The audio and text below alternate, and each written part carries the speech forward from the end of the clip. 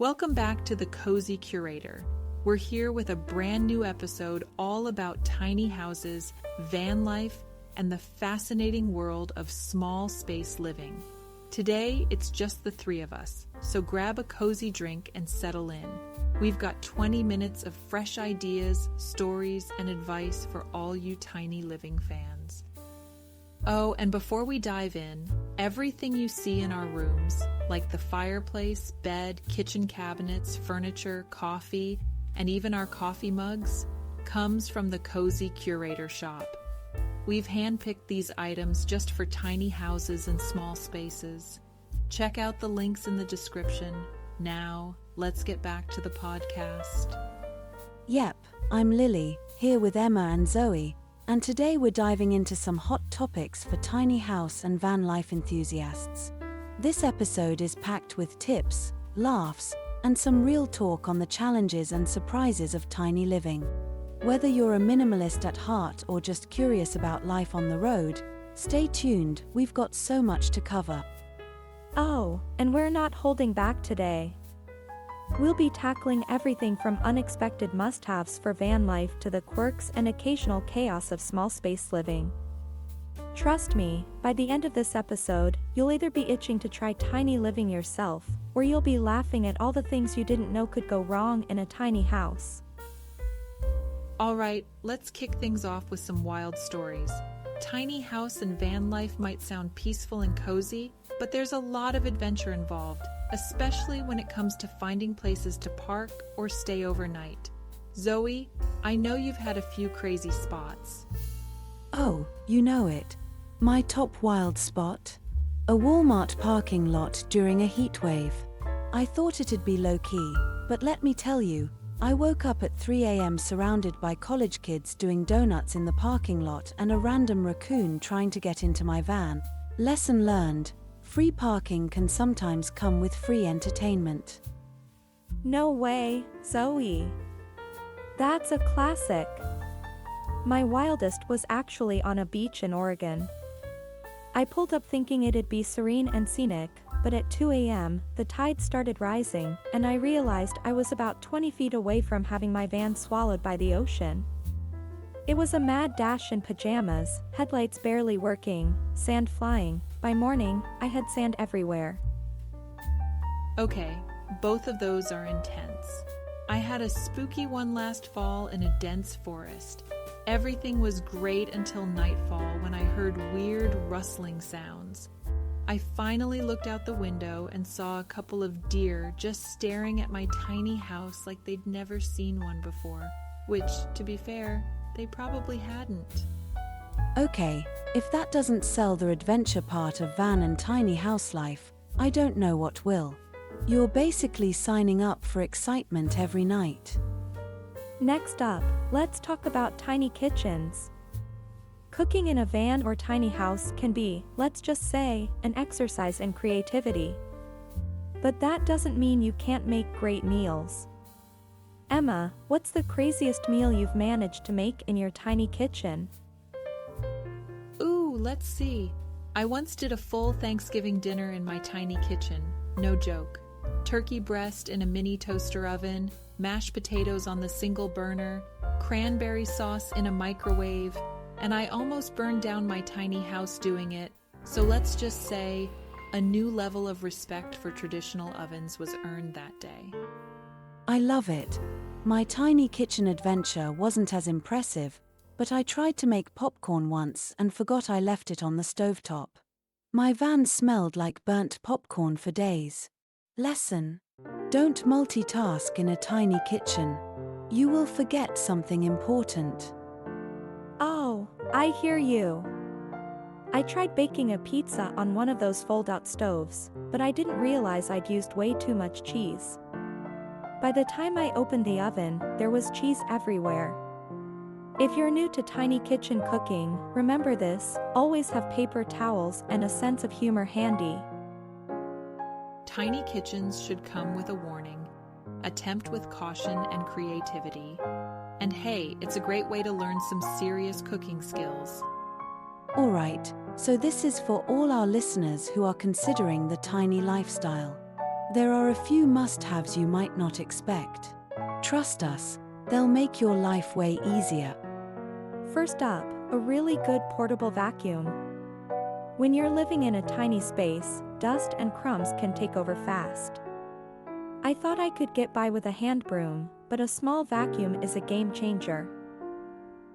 Oh yes, and don't forget a collapsible sink or bucket. This sounds silly, but when you're washing dishes or clothes, having something that folds away and takes up zero space is amazing. And here's my weird one, command hooks. Like, dozens of them. They're my solution for everything: storage, hanging plants, even holding up a curtain for a bit of privacy if I have guests. Command hooks are the secret superheroes of van life. Who would have thought command hooks would be a top tip, but here we are. Minimalism at its best, folks. Now let's talk philosophy. Living tiny isn't just about downsizing your space. It's about rethinking how you see stuff in general.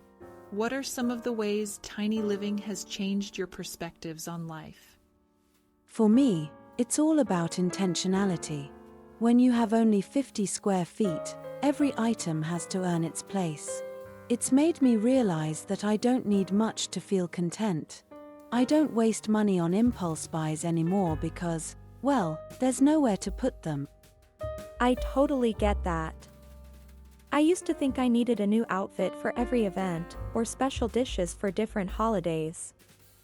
But when you're living tiny, you realize it's the experiences, not the stuff, that make those moments special.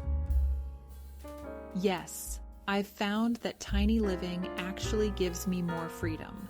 Less time cleaning or maintaining things means more time for the things that actually matter to me. It's like living small opens up space in your mind for bigger dreams. Okay, we've talked about the philosophical side, but let's get real. Tiny living has its share of funny, and sometimes awkward, moments. Who has a story? Oh, I've got one. I was once making a smoothie in my tiny kitchen when I bumped the blender off the counter. It went everywhere: walls, floors, ceiling. I think I was cleaning up blueberry splatter for a week. That's a classic. I had a friend come over once and I didn't have enough chairs, so we both just sat cross-legged on the floor like we were back in kindergarten. In tiny spaces, you definitely get creative with seating arrangements. Mine's a little embarrassing, but here goes. I once locked myself out of my van at a rest stop in my pajamas.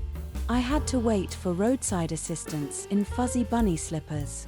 Lesson learned: always double check you have your keys. Tiny living, where even the little mistakes become big adventures. One of the best things about tiny living is the community. People think it's isolating, but I've found the opposite to be true. There's such a supportive network out there. What's been your experience? I love it. There's this unspoken bond between tiny home and van life people. If you're parked near someone else, it's almost guaranteed you'll strike up a conversation, swap tips, and share stories. We're all in this together. Yes, I've made some of my best friends through tiny living meetups and online groups.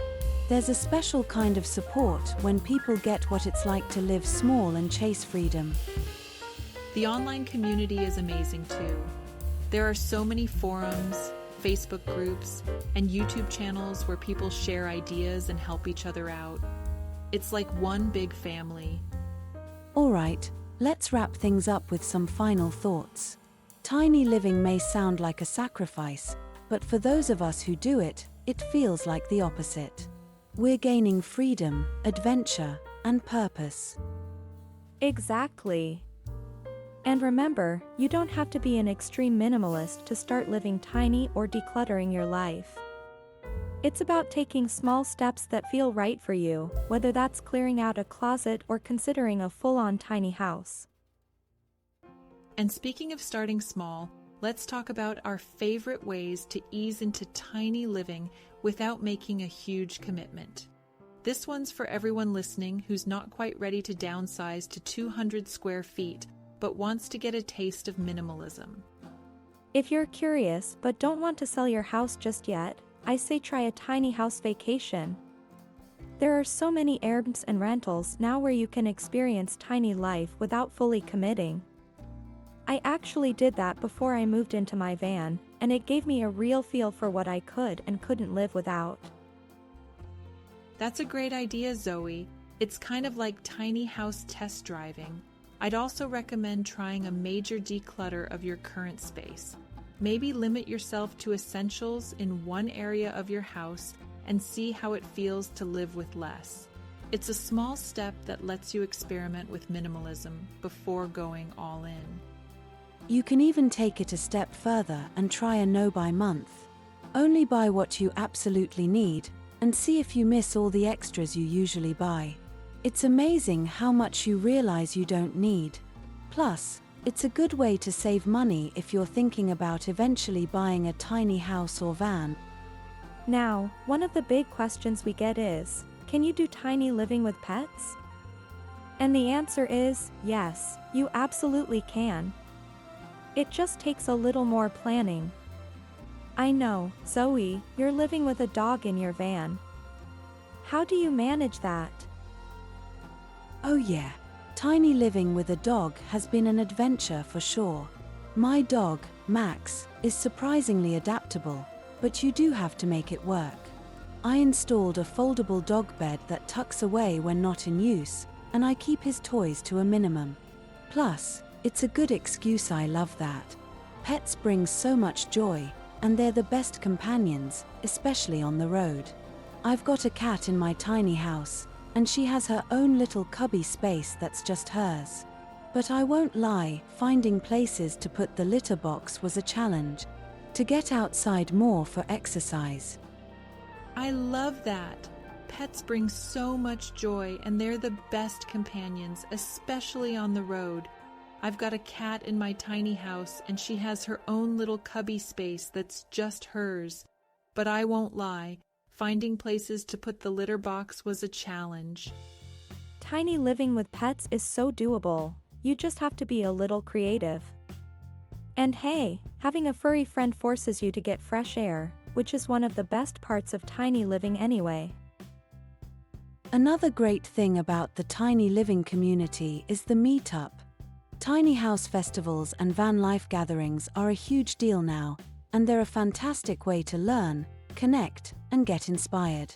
Have you too been to any? Yes.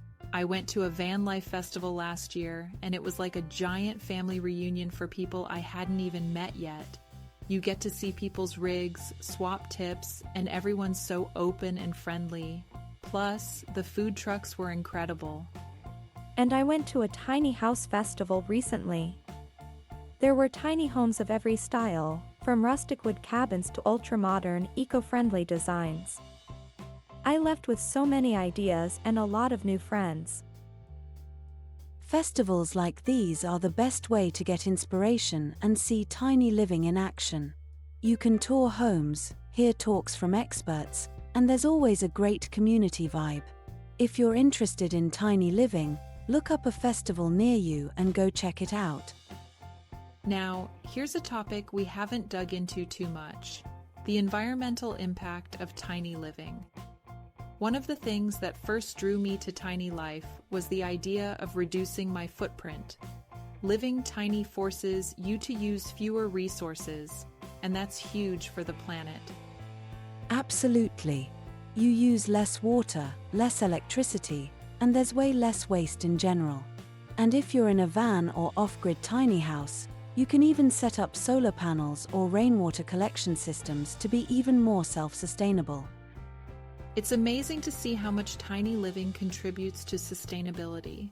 Plus, you're more aware of your habits, like conserving water and energy, because you have to be. And I think when people hear tiny house or van life, they think it's just a trend. But for many people, it's a genuine way to live more mindfully and sustainably. Let's lighten things up with some myth busting. There are so many misconceptions about tiny living that drive me nuts. Like, tiny houses and vans are just a phase, or you'll get claustrophobic. Yes, or you can't have guests over. I've had full-on game nights in my tiny house. You just get cozy, and it's a blast.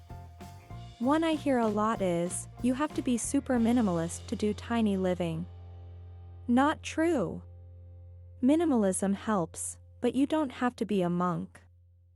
I still have a collection of books, and they bring me so much joy. Exactly. Tiny living is what you make of it, not some strict set of rules. So, if you've heard myths like these, don't let them discourage you. Alright, let's get real here. Tiny living isn't all sunshine and rainbows. Sometimes, it's hard, and you can get burnt out. There's the constant upkeep, limited space, and if you're in a van, the endless driving. Yes, burnout is real. Sometimes I miss the convenience of a big kitchen or a full-size closet. When you're feeling burnt out, the key is to find balance. Take breaks, get out into nature, stay at a friend's house for a weekend. There's no shame in it. Definitely. And don't forget to reach out to the community.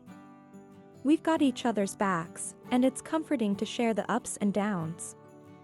Balance is all about finding what makes tiny living sustainable and joyful for you.